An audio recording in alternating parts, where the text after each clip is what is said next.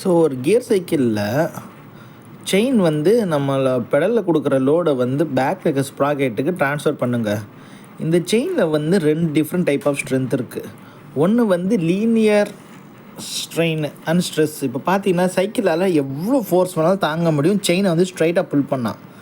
But செயினில் வந்து சைடில் வந்து நம்ம தான் ஃபோர்ஸ் கொடுத்தா அது உடஞ்சிடும். அதனால தான் கியர் சைக்கிளில் பார்த்தீங்கன்னா ஃப்ரண்ட்டில் ஒரு செட் ஆஃப் கியர் இருக்கும், பேக்கில் ஒரு செட் ஆஃப் கியர்ஸ் இருக்கும். கரெக்டுங்களா?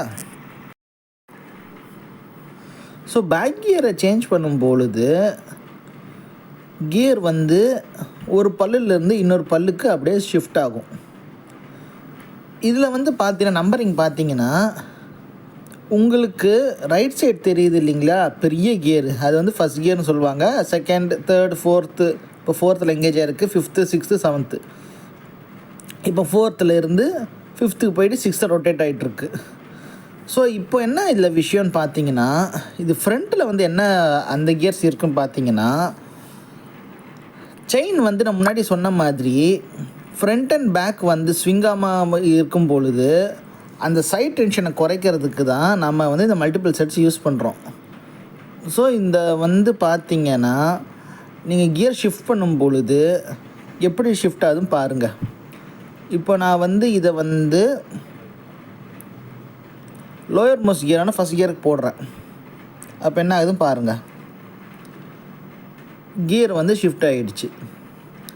இந்த செயினில் வந்து இந்த ஷிஃப்டரை வந்து புஷ் பண்ணி அழகாக மாறிடுச்சு.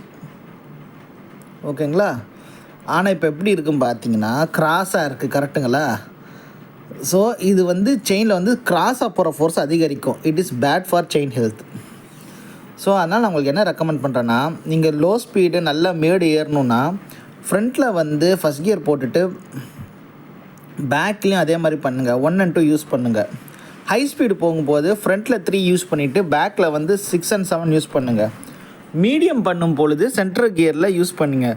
இப்படி இருக்கும்போது என்ன ஆகும்னா செயினோட ஸ்பீடும் ஸ்மூத்தாக இருக்கும். அதே மாதிரி செயின் வந்து பார்த்தீங்கன்னா உங்களுக்கு ரொம்ப வந்து கிராஸ் ஆகாது. தேங்க்யூ.